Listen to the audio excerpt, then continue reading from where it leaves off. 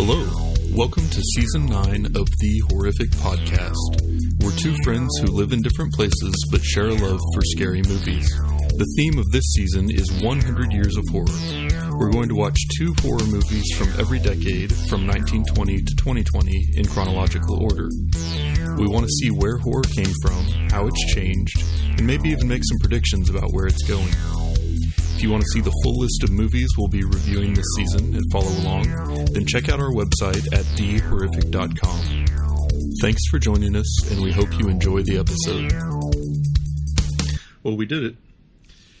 I will say that I feel like this season went by a lot faster. And I don't know if it's because we really busted out the episodes, like, recording-wise. Yeah, and we didn't take any breaks either. Usually we kind of record a few and get ahead, and then we've got a few weeks off for a holiday or something. But this one we just kind of powered through it. Yeah. It's kind of easy to do, too. I don't know if it's also because of these, this first season. What was it? Last season was The Wives. 2 seasons ago was Esquire. So, like, this is, like, the first one where we got to, like, pick them out, Yeah. Maybe that kind of helped. More good than bad. Mm-hmm. Yeah, made it a little easier. It definitely did, I feel like.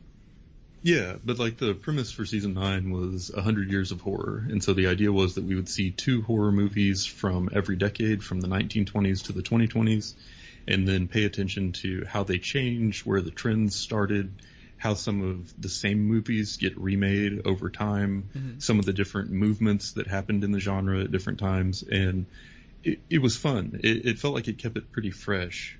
And it was really interesting, having done 8 previous seasons of basically just like analyzing movies, to now go back and see like how they changed back to back over time. Yeah. Because we've done movies, from across the ages so far, but this was the first time we really paid attention, like, year to year to year, how things change. Yeah. And that made it like a super interesting season for me. Yeah, I mean, it's all part of like the trying to understand horror, like trying to understand where it came from, why they do some of these things. And, like in the earlier seasons, and I'm sure from here on out too, I'll say like, surely this was influenced by a movie. I don't know what, but it had to have been influenced. Yeah. And I think we saw a few of those instances in this, this season, which was really cool to do. And it was also like a palate cleanser as well. I feel like, it's like, those people, the diet where people only eat like potatoes for like 2 weeks, like to reset their, their taste buds. And it's like, it was almost like that for us. And in a way, I don't know if I don't know if it's 100% the reason, but we just did The Conjuring and we both loved it, so kind of worked. Yeah, for sure. And I think that, like you mentioned, the previous 2 seasons before this one kind of had a lot of misses, and so at times it felt very much like going through the motions, because it's like, this movie's bad. We're 20 minutes in, and I know this movie's bad. Mm-hmm. This sucks, but I still have to watch it and take notes and try to come up with something to talk about. And so having, I guess, that larger purpose added on top of this one, I think made even the ones that were duds a little bit more interesting, because we could at least pay attention to how they compared to the ones before and the ones coming after. Yeah. Yeah. But so anyway, for this one, obviously I don't have an intro. I'm assuming you don't have fun facts. So I kind of just had a few like summary lines of some of the high points as we went through the decades. Yeah. So I figured I could go through that, and then you could kind of give your commentary or takeaways or anything that I left out. Because I was looking more at kind of like the larger trends, not so much at the individual movies. Right. So I feel like I'll be the high level ideas guy, you be the down in the details guy, and we'll come out all right. Yeah, that sounds fantastic. Cool. So one thing that stood out super early on was that a lot of these early movies were just like super low budget German independent horror films that were like really poor quality, and the story didn't make much sense, and it was just like kind of a collection of creepy images with just enough dialogue cards to get you through. Mm-hmm. But and on an absolute shoestring budget, and so that was a trip, because you think about what did it take to make those movies? And that's somebody that had an idea of, I want to be creepy, when so many people at the time were thinking, I want to make a a movie that's uplifting, that makes people laugh, or that gets people in the theater. And just to go against like social norms of what was acceptable, and to try with that limited amount of technology to create something that would disturb people through film. I feel like that's just such the heart of horror. Yeah. I think it's well, first off, the best thing about these early movies, the length. Yes. By far. Very true. Yeah. If they were like 4 hours of that, I probably would have been gone nuts True. by the end of it. Yeah, that's a good point. But yeah, I mean, it's almost like the first, like, yeah, you have books that were horror and, novels and stuff, and this is, these people are saying, you know what, in a time when they're maybe not like officially censored, but, just by like normal United States film rules, they were like, we're gonna push the limits here. And I think that what they put out, like with the Cabinet of Dr. Caligari and Nosferatu, and like they really pushed it, and the stuff that they put in there, I legit think had backlash because of what they decided they were going to do, but they end up getting it taken care of. Luckily, film survived all these years, and it was just I just appreciate the fight against the man kind of thing. Yeah, the very like counterculture, subversive nature of it was pretty cool. Right, and the influence of these, of the shoestring budget, do it yourself, is why we got like Evil Dead and like Night of the Living Dead. It like those films, like it's the same thing, 50 years later, 60 years later. Yeah, that's that influence. I feel like, with the film content and stuff as influence, but like that's the other thing. It's like in the horror genre, you technically don't have to have a $1 billion budget to make a good film. You really need to have a good story. Yeah. Or it helps have the good story, obviously. And I think that's the influence that these early horror films showed. Yeah, and I think that people get sort of numb to what they're used to. Mm-hmm. So I think that horror necessitates some creativity. Yeah. And so just being able to kind of be DIY and use what you have and figure out a way to like engage audiences and take them by surprise and to create all the feelings that we spend all day trying not to feel through film is just really cool. Mm-hmm. And I think that the things that I liked about those movies, like the way that I would describe them, are all the same ways that I would describe a lot of the horror movies I like now. Like Texas Chainsaw, or like you said, Evil Dead. Yeah. Yeah. So that was pretty cool. And then we kind of got into the era of like Bride of Frankenstein and The Wolfman. Mm-hmm. And it was really impressive to me how far the film quality had come at that point. 1,000%. And I realize it's not like a super even comparison, because we were doing like independent German films compared to like American Hollywood films. And so even though it was only, maybe 2 decades of time spanned between them, there was an even larger, technology gap. But those were just super clear, and I felt like held up extremely well. And they were obviously really high budget and taking advantage of the technology that a thriving, movie industry in the United States could support. And I also felt like, though, that they did not lean nearly as much into the horror aspects. It seemed like with those, there was a lot more focus on kind of the story and, a happy ending and stuff like that. Yeah, it was like you were being not fooled, but like that's when like the iron fist started coming down, I feel like, on these films. But as far as like you were saying with production goes, I know for a fact, I said, like, granted, I watched the HD version. It was probably remastered or something, but like with Wolfman and Bride Frank, like they were so crisp. Like it could have fooled me that if I didn't know anything about it and I watched it, I would have just thought it was a new black and white film. Like it was just that, crisp with some of these, and we did go from, we're going by decades, right? And the 20s. There's an obvious 20-year gap between those films and the Bride of Frankenstein. Or I guess it's only 15 years from Bride of Frankenstein, but Wolfman 20. And it's just like, good Lord, like the filming grew so fast. Like that's crazy how, or like the quality grew. It was so nuts. And it's still, I feel like these are like the big production, at least Bride of Frankenstein. Those were the big production horror films that we got. And I do think it shows, because like with Bride of Frankenstein, it wasn't our favorite. Like, I mean, it wasn't mine. I'll speak for myself here, but, you were right the first time. Yeah.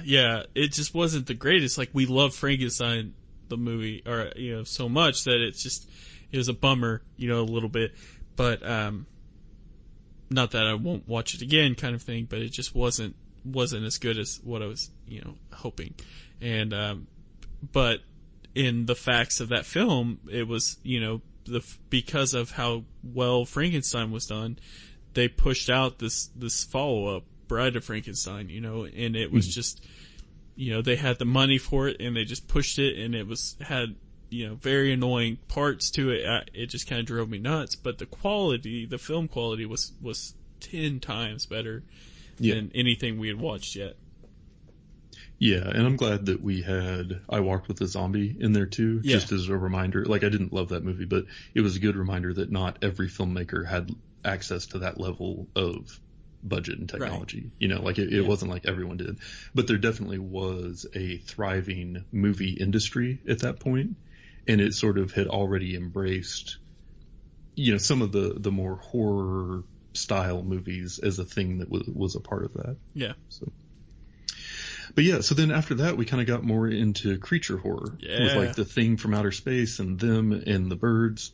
And maybe not as much with The Birds, but with the other two, it seemed like technology was a huge part of that. Mm-hmm. And just kind of like the unknown of science and the effects that, atomic energy could have on the natural world, and, space exploration and creatures from other planets, and just all the possibility for horror that comes along with that. And I also felt like it was really playing up suspense.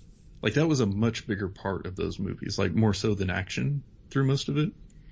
And so I don't know if that follows like larger film trends of the time, or if it was they're starting to realize, with movie code and regulation, they can't get away with putting in like super gory stuff.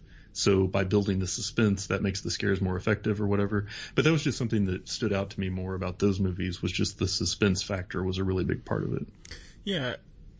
And I think there's a special, I'm not the biggest sci-fi fan, but there's something special in my heart for the like 50s, 60s sci-fi.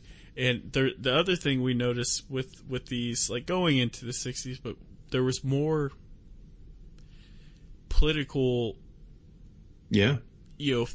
angst than what we would expect. Like you talked about how it was like the golden age, like that's what they consider the golden age of film, and it was like basically like American propaganda stuff, which I love those movies and TV shows. Like, it doesn't affect me any now, but it was just like there was more in that than what I expected. And it's like, where is it because some of these writers may have served in World War II and were just fed up, or like what kind of led them to where they're at, and to use the filming for their attitude towards environmental issues that are going on in their environment.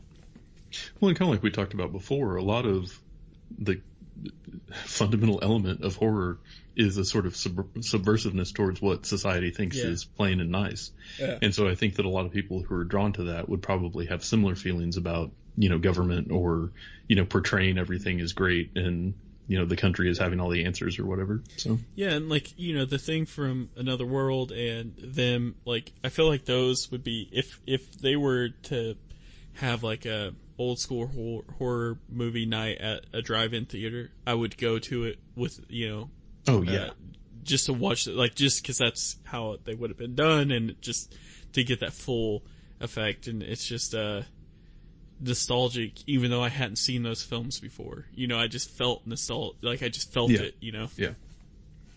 Yeah, for sure. And then after that, we got into an interesting run with Spider Baby and Eraserhead. Yes, we did.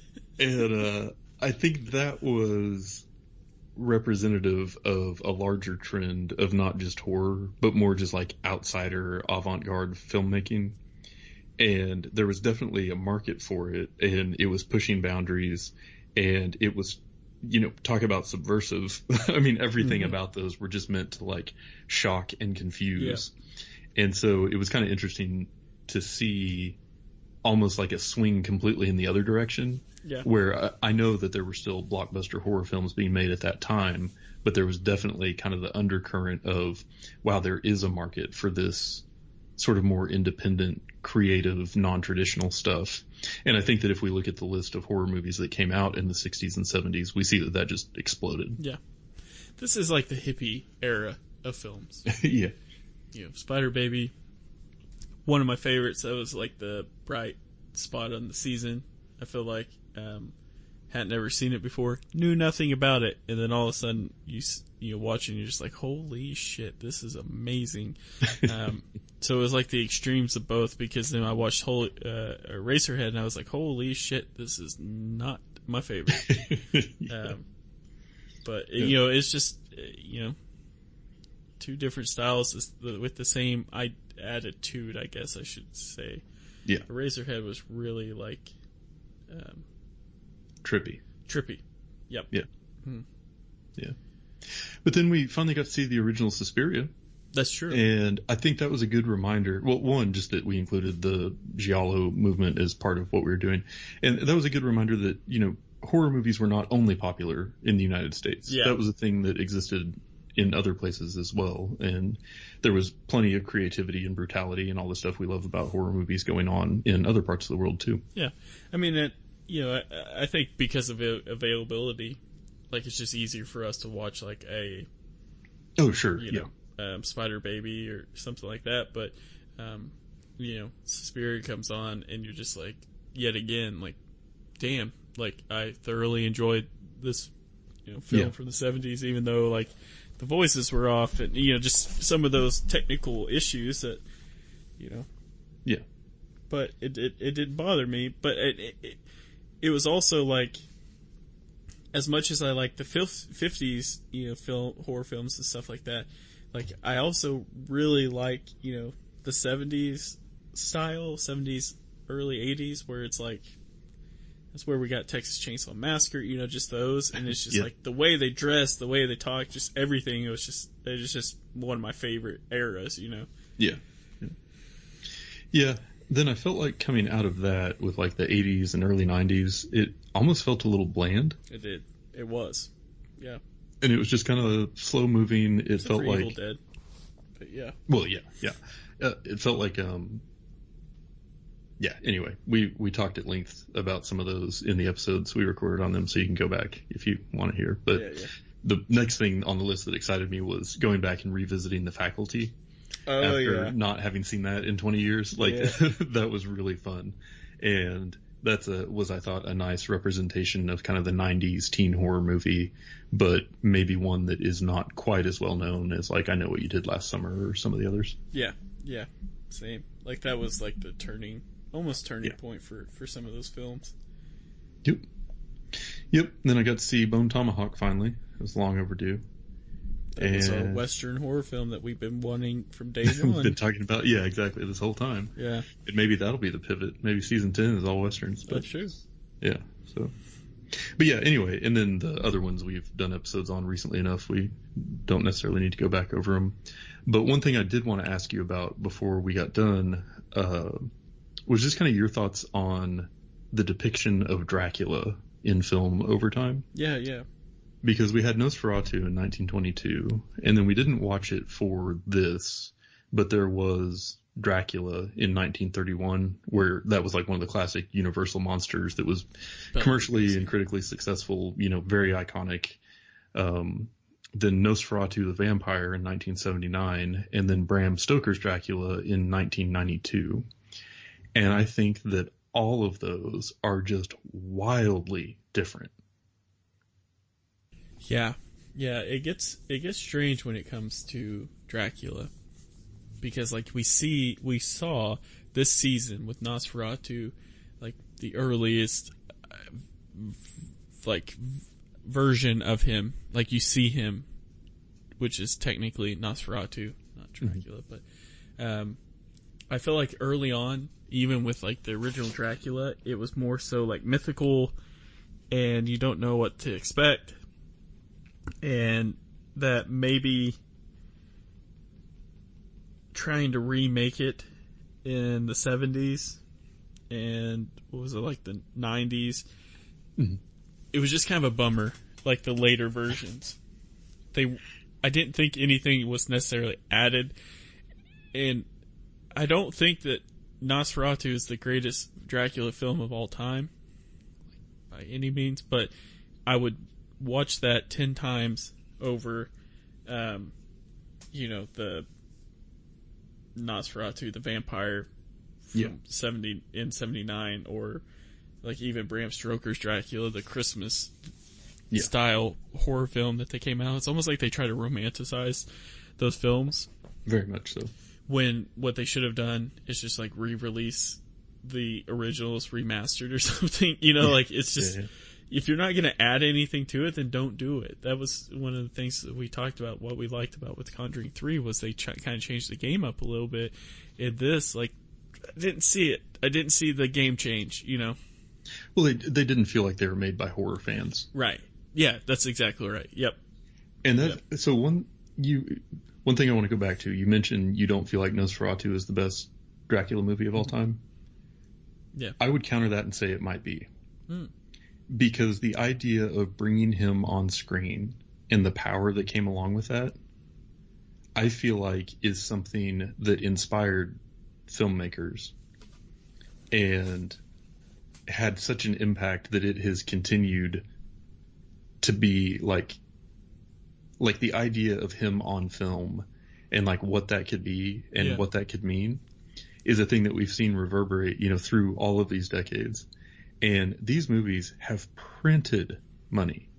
And so there's obviously something about clearly the original novel just like captured the imagination of millions of people. And these movies have too over time, but it's a powerful enough story that it has continued to attract lots of people. Yeah. And the first time that I know of, at least, that was put on film was for Nosferatu. And so the idea to take that story and then present it via film in a way that wasn't meant to be like a play, it was meant to scare you, I feel like was just such a stroke of genius. And I think that like could be one of the, you don't see a lot of other movies from the 20s that are low budget horror movies getting remade over and over and over throughout time. Yeah. And I could be wrong. It could be that the 1931 one was 100% what everybody else has gravitated towards and they hadn't even seen Nosferatu. But I feel like what it tapped into in that original version has really set the scene for what all good horror has been since then. So I will give you as far as good horror goes. But as far as Dracula goes, just for me, the way I see it is Dracula, the look, the talk, everything is based off of that 30s version. Bela Lugosi. Bela Lugosi's. Basically, it's off of Bela Lugosi, just that. But being that that's literally influenced decades and decades, which of just Dracula films, Yeah. That's why I give that, like, even like the charming part of it and all that you get with Dracula that draws you in. I mean, that's why I would consider the 31. But if we're talking horror overall, then Nosferatu. Dracula changed the game as far as style and, all the stuff you basically just said. But the look and feel of Dracula was 100% for me was from that. Now, I think it would be super gnarly and rad if it was if it all was based off of Nosferatu, his look. Yeah. But no, you're right. Because if you ask the average person on the street what does Dracula look like, they'll draw Bela Lugosi. Yeah. You know what I mean? Mm-hmm. Yeah. But yeah, so it was just interesting to me that one, that was the one where we could see just sort of the different takes, like over almost a full 100 years, and how it changed, and how, the different influences and stuff, and how it, especially like Bram Stoker's Dracula was very much a 90s blockbuster. Yeah. You know what I mean? And Nosferatu the Vampire was very much a 70s Werner Herzog film and stuff. But it still was this thing that has resonated across time and space and made lots of money. Do you think that part of the decision is, or part of your thought is because, like, for me, it gets a little frustrating of, like, seeing, like, the Frankenstein dolls and, like, Dracula dolls and toys and stuff like that. So it's just, like, become so materialistic in a way, like something I don't think it started out to be, that it may have kind of dumbed it down a little bit.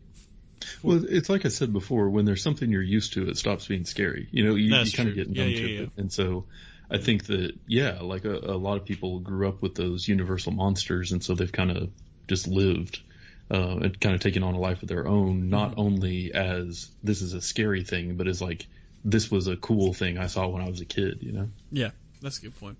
So. But yeah, it was a fun season. I'm really glad we did this. This was your idea. I want to give you full credit because I think that it was brilliant, and I really enjoyed it. And thank you for having the idea and putting together the movie list that I had to edit a few times. I mean, I was just going to say, like, you're welcome and be real nice, but I don't think I didn't notice that all the films you point out were the ones that you had to pick. Okay? Hey, you were the one standing up for Spider Baby. Yeah. No, Spider Baby was the best one of the season, in my opinion, and I had nothing to do with picking that out. Yeah, but no, this is. I'm sorry. I was just gonna say my only regret with this season is that we didn't have Real Good before it started, so we weren't able to like vet if all the movies were available for streaming. Yeah, Real Good is the most helpful app for your phone, where you can just type in the name of a horror movie you want to watch, and it tells you what streaming services it's available on. Yeah. And you can do that for free. You don't have to create a profile, do anything. You just like type in what you want to watch, and it shows you where you can watch it. Yeah. Game changer. I have saved dozens of dollars this season. We're also gonna put out another podcast about how to not be businessmen, because we're sponsoring technically Real Good, even though we've never talked to them. But it's just how happy it's saved us in money that we're just like, use it. I've told 100 people to use that, but yeah. You know what would be a great thing to use all that money we saved on? Dot's Homestyle pretzels. They are absolutely delicious. Yeah. They come in a few different varieties. My favorite is the original, but some people like the Southern style.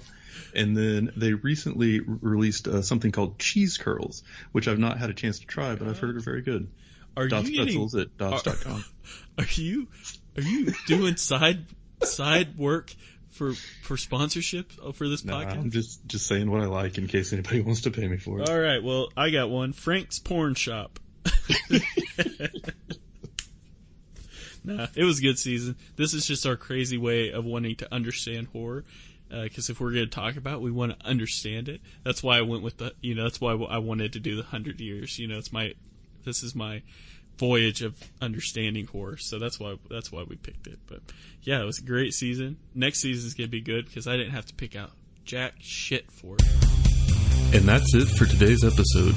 If you've listened this far, then thank you, and we hope you've enjoyed it.